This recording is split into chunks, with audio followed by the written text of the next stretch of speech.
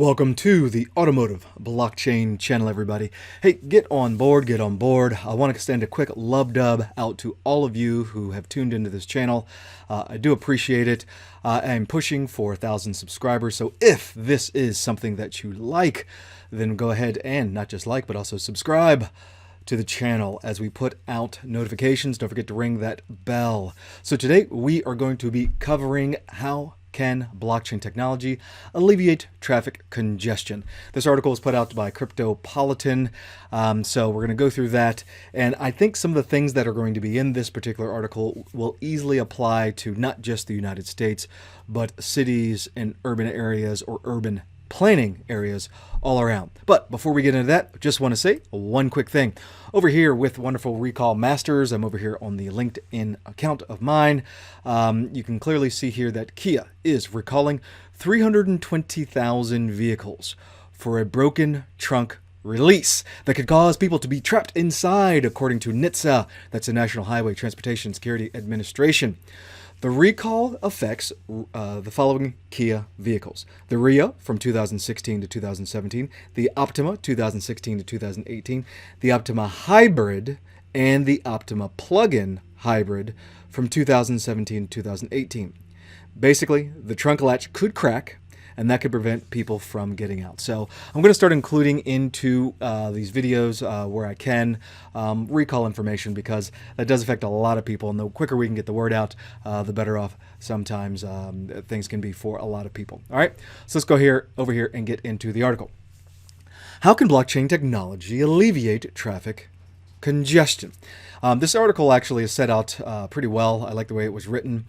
So hat tip to them that have done that. But you can see the contents of it. They explain what blockchain is, the current state of traffic congestion, applying to the United States mostly, understanding what blockchain is, decentralized transportation platforms, etc. So we're not going to go through all that, but please click the link in the description. You'll be able to navigate over to that, just as long as the link is available from Cryptopolitan. But we're going to go ahead and scroll down, all right to this section right here. So with the overall congestion here in the United States, and I know this applies to a lot of different cities across the country or across the world, whether in Berlin, whether you're in Tokyo, whether you're in Beijing, whatever it may be. So the cost of traffic congestion in the United States was estimated to be about $88 billion, translating to an average of $1,377 per driver. Currently, the WHO has highlighted the elevated risk of respiratory diseases in regions with chronic traffic congestion. And that's kind of why I threw out there some of the countries I did, or some of the cities that I did. Berlin, obviously a lot more air is cleaner, I should say, than, let's say, Beijing, certain times of the year especially. But you get the idea from there.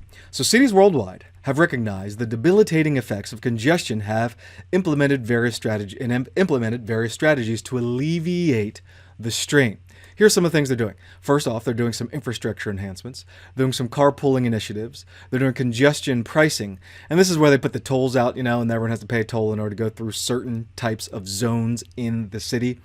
I can recall Ford doing a test pilot overseas, in Europe, but also I think they did it in China, where they were driving around in different zones, and as they got closer to a metropolitan city, that particular Ford vehicle switched over from a gas engine, that is the ICE engine, over to a battery-operated engine. So that would be a nice little added nugget of technology that could be implemented into cars all over the place. So that's something that is good there.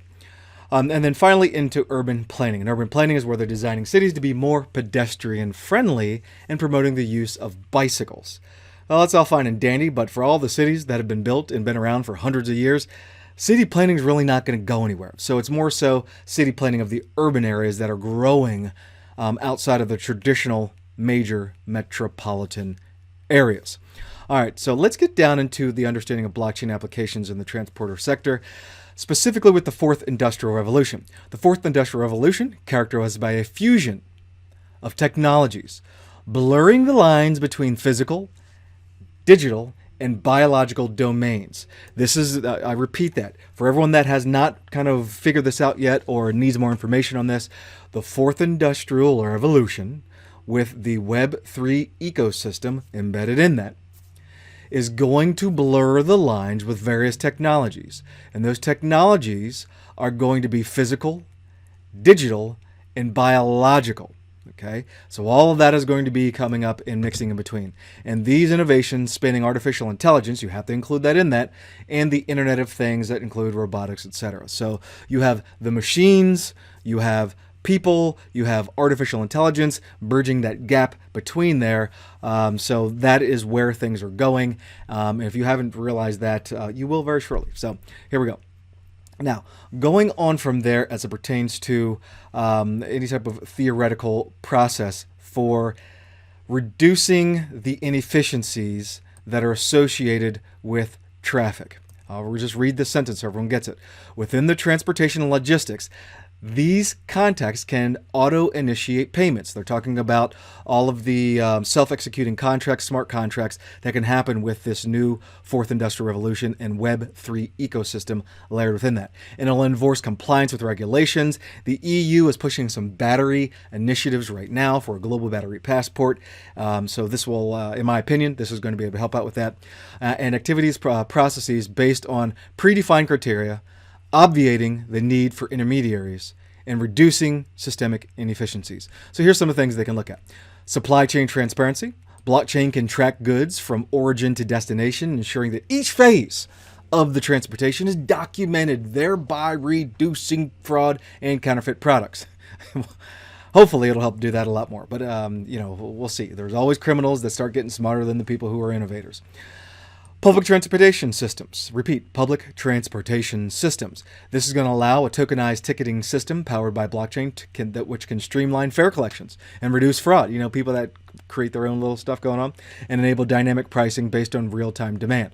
So if, as things get more congested, maybe the price will go up to kind of spur people along so that they can go to mass transit versus using their individual vehicles. Also, perhaps more green solutions such as a bicycle. And then the third one here, not the last, I'll say, but the third is vehicle identity management. And this is a big deal. This is a decentralized ledger, can maintain comprehensive histories of vehicles and encompassing details from manufacturer to ownership transfers, maintenance records, and more. And I include title registration information like that too. This approach ensures transparency to assist fraud and prevention. So that's vehicle identity management. I want to throw out there, for those of you that have not looked into MOBI at all, MOBI, one of the MOBI's initial standards that they put out was the Vehicle Identity Standard. A link will be in the description of that. Definitely go ahead and look into that and read on that, that particular standard, because there's a lot of great information in there about VID. And I also did a video about that some time ago, probably 2 years ago or so you can check that out as well. So here we go. When we're looking at this and we're looking at decentralized transportation platforms, I'm not going to read all this, but just a quick thing that the centralized platforms, keep in mind there's decentralized and there's centralized. Centralized platforms have all sorts of issues because, quite frankly, there's just bottlenecks and inefficiencies with the way that things are run.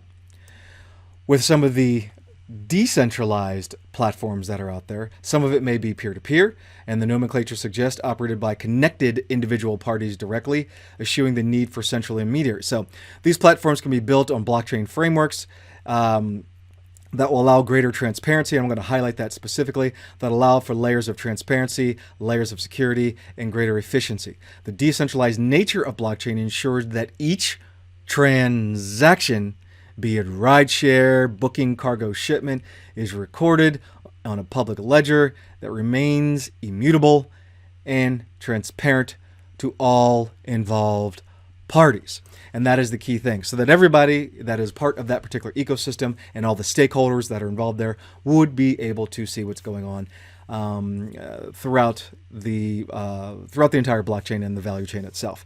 Now, I say that kind of tongue-in-cheek because only certain people will have access to certain data points within the entire supply chain. Keep in mind, only certain individuals have access to certain data points within the actual supply chain, the blockchain, etc. So we'll go on from there. Now, they are going to be looking at, lastly, the blockchain enhanced traffic management. That is going to definitely be a big portion of this. The strength of blockchain lies in its capacity for data recording, and retrieval. For data recording and retrieval. For traffic management, this means access to real-time traffic conditions. Everybody uses those Waze things or Google navigation or other types of things in order to see what the real-time navigation is. I personally believe that this is coming very, very soon. In some vehicles, it kind of already is there. On the higher luxury lines, is that all of the navigation systems that are being built within the actual vehicles, not on your phone or anything like that, through Apple CarPlay or all that kind of stuff. It's going to come with the upgraded infrastructure or the upgraded technology inside of the navigation that's going to have the real-time traffic conditions. So just something to keep in mind. And that'll enable route optimizing for many, many drivers. Decentralized networks don't allow that. And what I mean by that is, for those of you that do use, let's say, like a Waze app or a Google app, and you may have separate apps, if those particular networks aren't interconnected, interoperable, then they won't always be able to see, certain things. So for instance, Waze, you can see a police reported ahead, that's what Waze says, but you won't necessarily get that in your Apple traffic navigation app. So just something to keep in mind. All right. Now, there are also some financial transactions that can be on the go for in-car blockchain wallets. You can go ahead and read about that, and also some road safety and vehicle security with blockchain. You can go ahead and read about that. All right, so the overall conclusion with all this is that as we stand at the precipice of transportation evolution, it is undeniably evident that blockchain technology possesses the potential to sculpt more transparent and sustainable vehicular ecosystem. So hey everyone, go ahead and click on the link. Let me know what you think about this particular article. Let me know what you think about the channel. Like, subscribe if this is something that you like. I look forward to seeing you next time on the Automotive Blockchain channel.